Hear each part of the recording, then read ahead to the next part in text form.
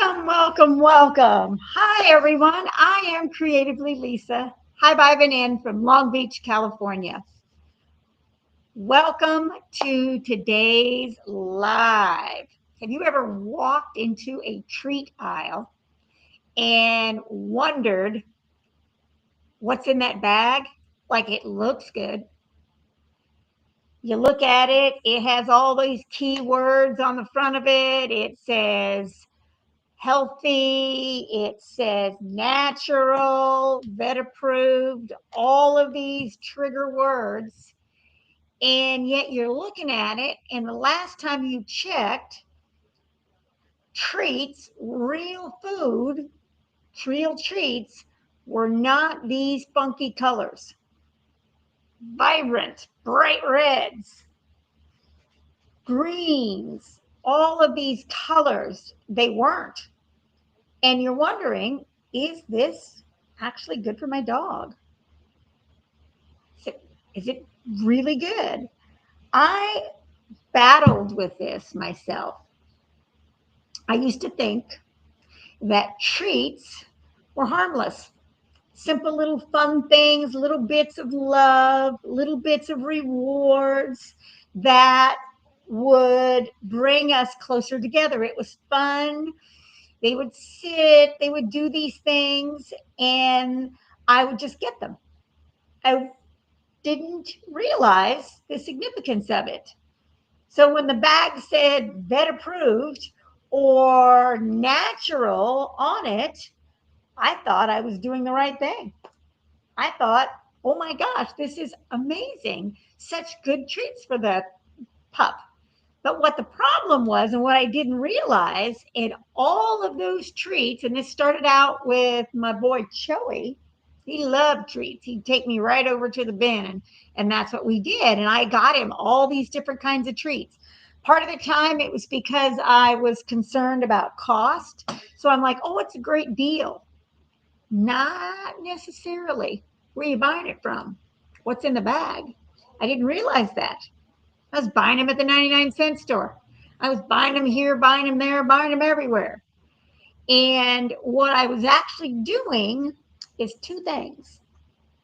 One, it's like you eating chocolate cake every single day. Would you do it? No. I don't even like chocolate cake, so I definitely wouldn't do it, but I wouldn't have vanilla cake either. And it's just constant. So what that does is all those preservatives, all that sugar, all of that fillers, all that mess is in those treats. It's like in the cake. And you're eating it. And what is it doing to your body? It's making you fatter. It's definitely not helping you in your health. So it's taking you out of your health. It's making you more susceptible to illness and to different types of disease. Well, that is the exact same thing it's doing to your pup. And I didn't realize this until it was pretty much too late. Now, I'm not saying that the treats I gave him was what caused the problem. No. But the thing is that it stacks on top of it. It's overload and it builds up over time. So a little treat here and there times 365 days in a year makes a difference. And that's what's happening. That's what's happening. And it's constant issues. Now, I'm going to say this right now. There's a gardener nearby. I don't know if he's coming here or not, but I might have to put this on pause and come back to you. So, if he's coming here, we have to go inside.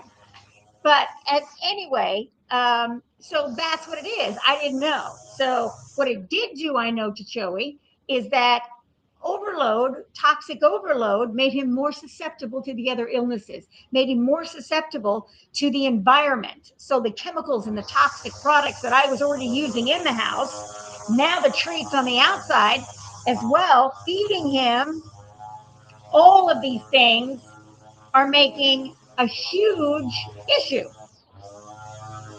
I can't do anything about the gardener. So, you know what? We'll just go with it. So, all of this didn't make such an issue, and it was because I didn't realize until I went to a pet store and she explained to me where a lot of these treats, cheaper ones specifically, but a lot of these treats are coming from. And it's called China, these treats. So what happens is they don't have the same regulations as we do, and they put lots of fillers and lots of nasty stuff in the treats. Then you give them to your dogs, and they get sicker and sicker and sicker, and you don't know. So always be conscious of where you're buying your treats from, because the last thing you want is constant itchy, itchy, itchy, itchy all over the place. And so I'm here today to go over some things with you so that you don't end up where I was at. And so you don't see that.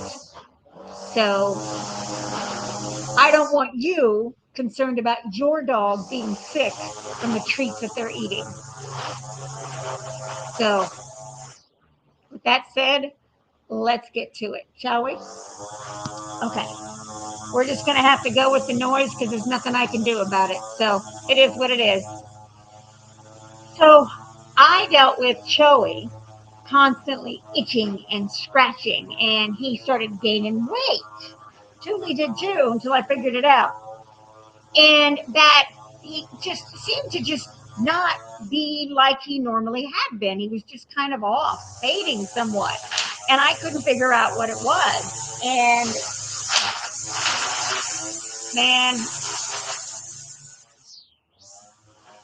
I don't know what to say except shut up. That's all I can say. Uh, but it just keeps coming. Oh well, we'll just have to go with it. So this caused me so much anguish, and I had no idea until the lady at the pet store explained to me that the treats that I was purchasing were not good for him, that they were causing him sickness, they were causing his health to decline, and this made such a difference.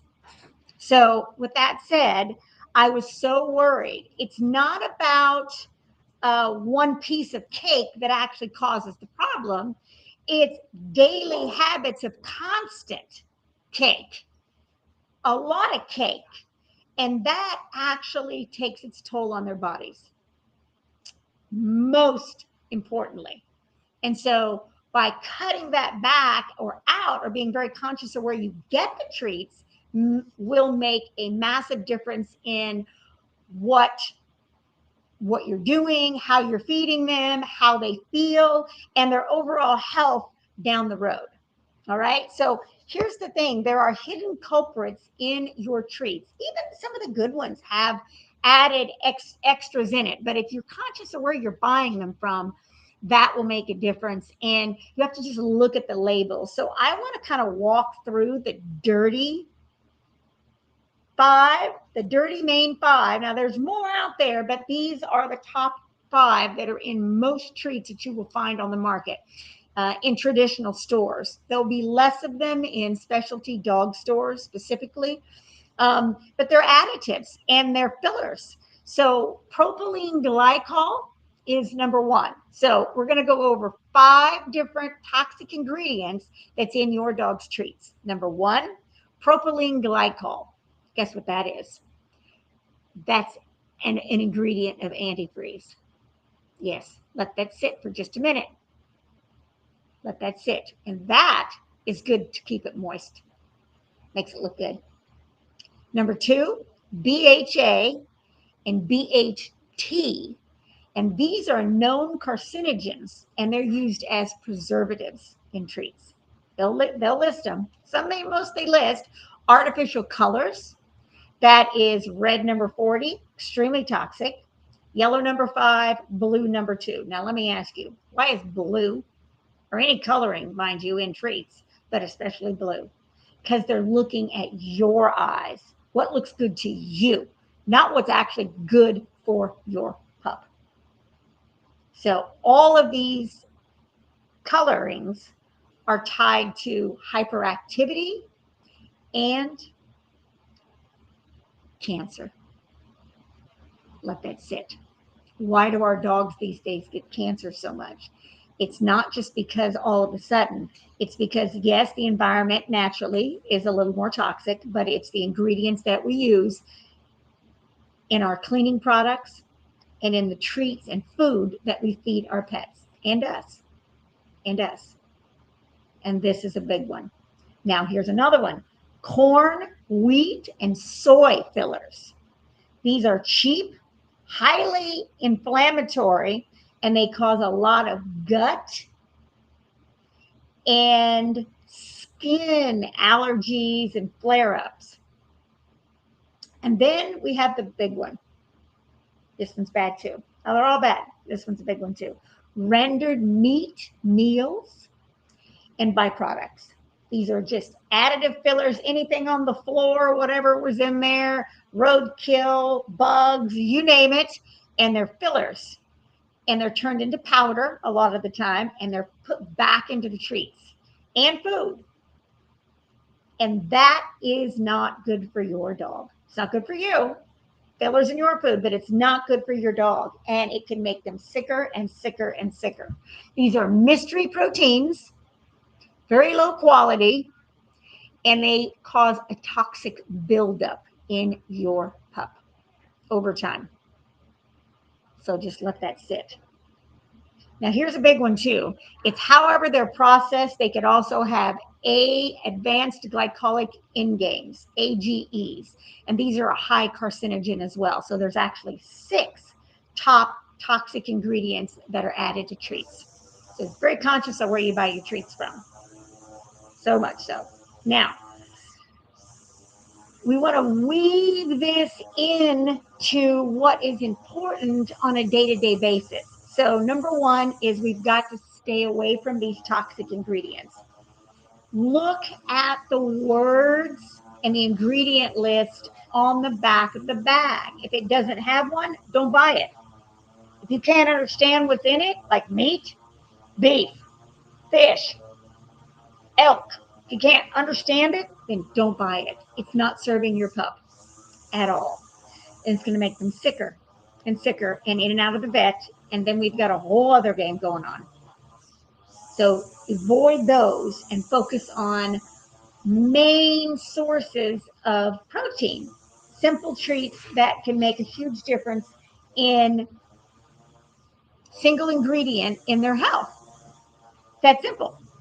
So, quick replay: 5 ingredients that are toxic and really 6: propylene glycol, BHA and BHT, artificial colors, corn, wheat, and soy fillers, and rendered meat meals and byproducts and AGEs.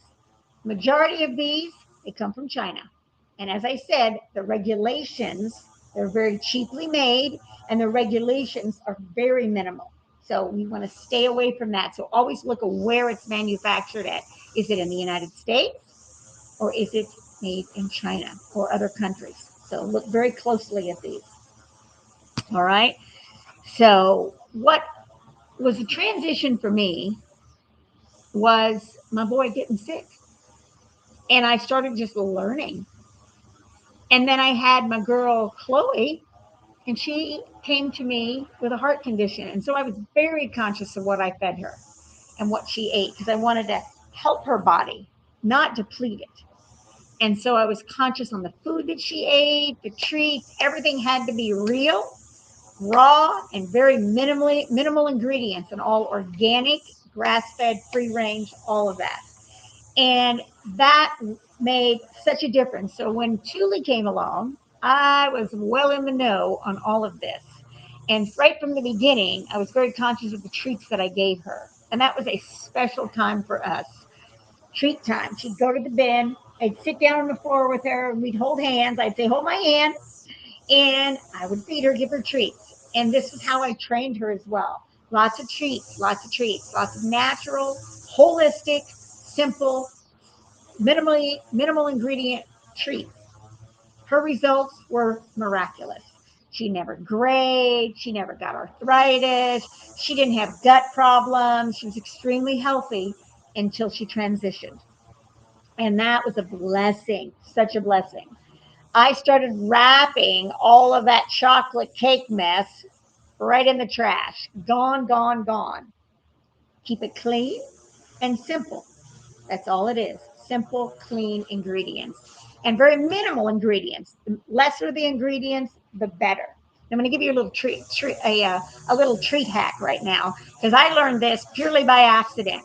I was looking for simple little tiny treats because I knew that was like a fun thing for her. And my vet said that because I gave her treats and was still feeding her full meals, she had gained about 3 or 4 pounds. See, back to it, even with healthy treats because you give them so much. So I started buying her air dried meat, one ingredient, and it was always organic. It was always grass fed, free range, all of that. One ingredient. Uh oh. And hold on 1 second. Can you give me 5 minutes? I'll be done in 5 minutes. Just give me 5 minutes. Okay, we're going to see if we can do this. I am sorry. But what I did is I bought her food. Ziwi Peak, it's bags of food and it comes in little tiny treats, little tiny pieces. So it looks like treats, it tastes like treats, but it's actually meat. And that meat, hold on, I'm sorry. Can you give me 5 minutes and I'll have it in 5 minutes? 2 minutos. I'll be in just a second. Just give me 5 minutes. I just need to take them in.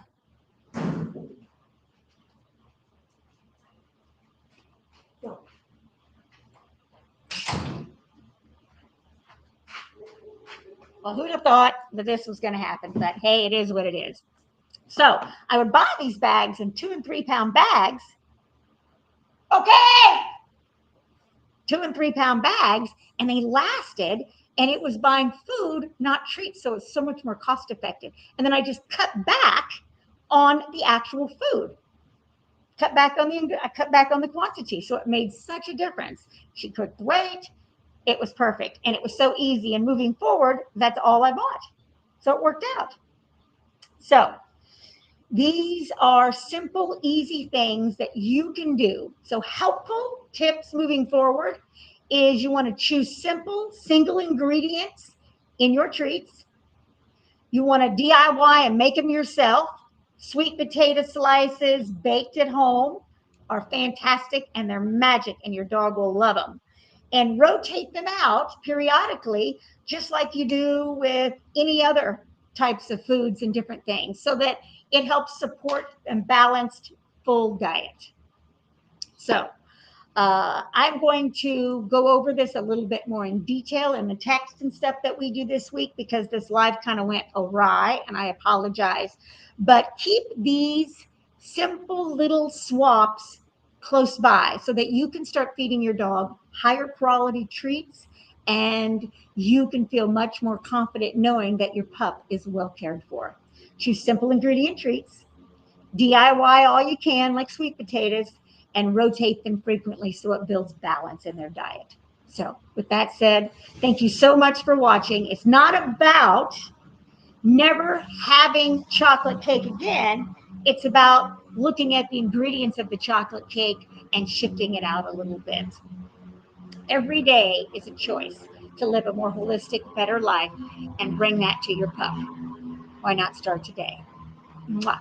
With that said, thank you so much for being here, and I will see you on the next live. Ciao for now.